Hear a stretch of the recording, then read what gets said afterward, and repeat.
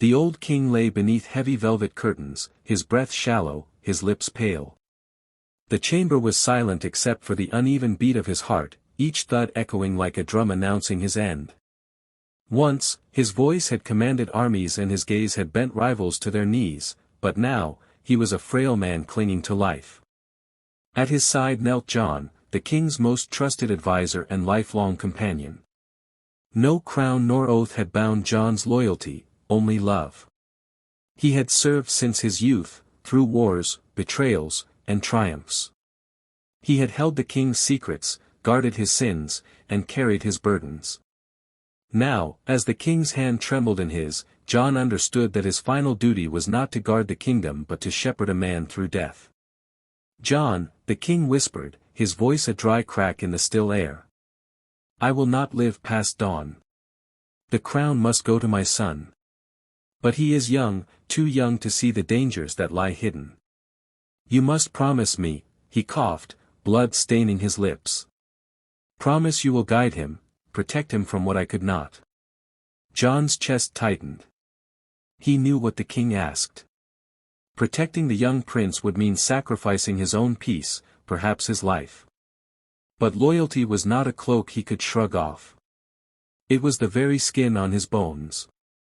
He bowed his head. "I swear it, my king. Until my last breath, I will not abandon him." The old king's eyes softened. For the first time in days, his face looked at peace. He exhaled, and the breath did not return. The burden of a promise. When the king was buried, the court buzzed with unrest.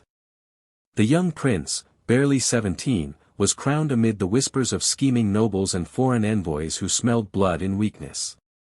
The boy looked the part of a king with his tall frame and bright eyes, but inside he was untested, naive, and too trusting of the flattery that surrounded him. Faithful John stayed at his side, guiding him gently, shielding him when danger lurked too close. Yet the promise weighed on him like iron chains. The boy's innocence was a torch in a storm, and John feared it would be snuffed out if he faltered even once.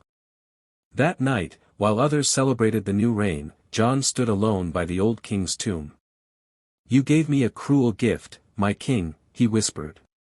"You bound me to a duty that will break me." Shadows in the palace. The new king soon began to dream of grandeur. He longed for conquest, for glory sung by bards. But most of all, he dreamed of love. His heart was captured by the tale of a princess said to be the most beautiful in all kingdoms. Her hair was like spun gold, her smile enough to halt the march of time. John's blood ran cold when he heard the name. He knew of her, though not from songs. She was the daughter of a northern monarch, cunning as she was lovely. Her beauty was a trap, her court a nest of vipers. The old king had once warned John never to let his son be ensnared by her. But how could John tell the boy to abandon his heart? Each day the king's eyes grew more fevered with longing. "My lord," John said one evening, "the world is not as kind as it seems. That princess may dazzle you, but behind her smile lies ruin." The young king frowned. "You are cautious, John, but I cannot live shackled by fear. If I do not pursue her, what kind of king am I? A ruler too timid to follow even his own heart." John felt a stab of pain. This was not rebellion, it was youth, impatient and bold. And yet he remembered his oath. He could not let the boy stumble blind into ruin. Against his own heart, he agreed to arrange the journey. The forbidden prophecy. The night before they left, John dreamed of the old king. The dead monarch appeared in a vision, stern and unyielding. "John," the ghost said, "my son will meet 3 trials on his path. If he fails any, death will claim him. And you, who swore to protect him, will suffer worse than death. If you speak of these trials, you will turn to stone. But if you remain silent and act in time, you may yet save him." John awoke drenched in sweat. The curse was crueler than chains. He would have to guard the boy without ever revealing the danger.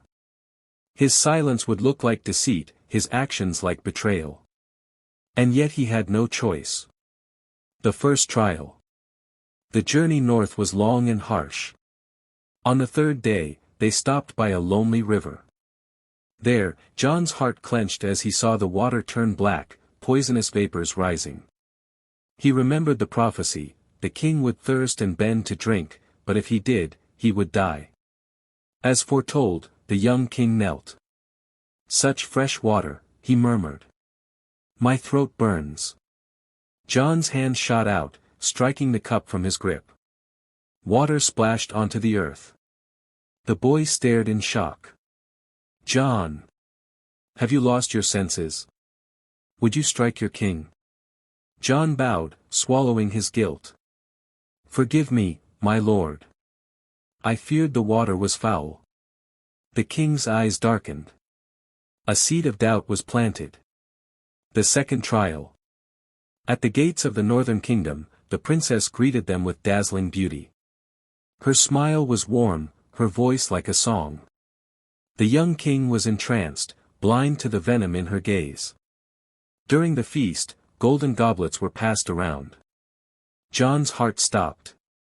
The prophecy's second warning had been clear: the king would raise a cup of wine laced with poison.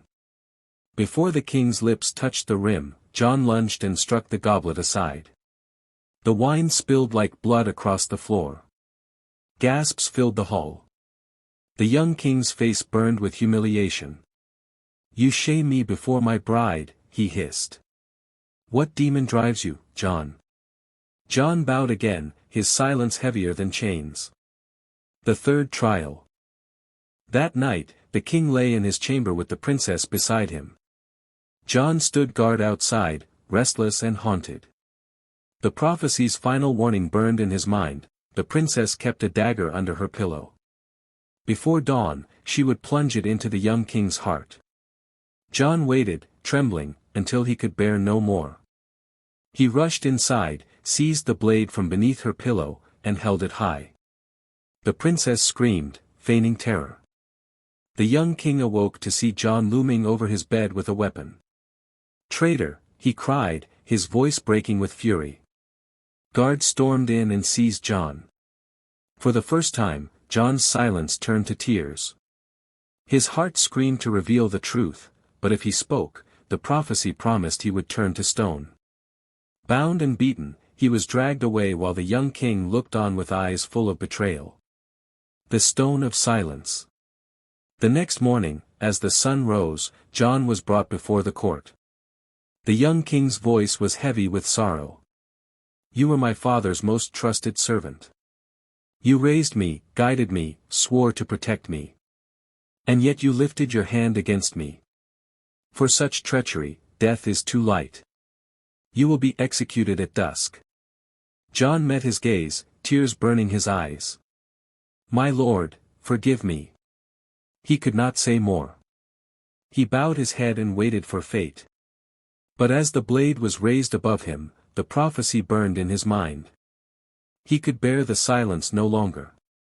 "My king," he cried, his voice breaking, "I struck the water to save you from poison. I shattered the cup to save you from death. I stole the dagger to save you from murder.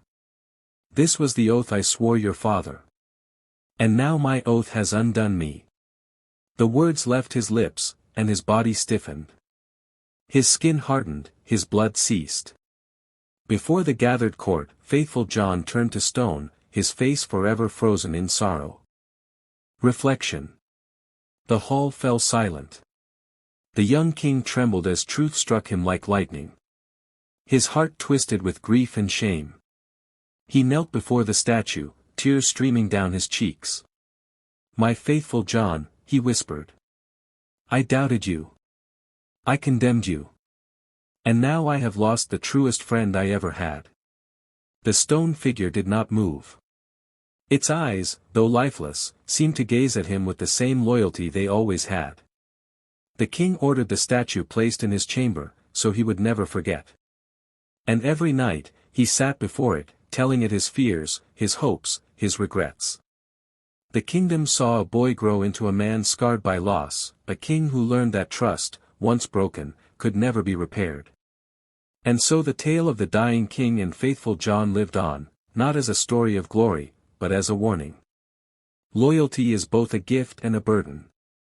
And sometimes, the deepest love is revealed only through silence, sacrifice, and loss.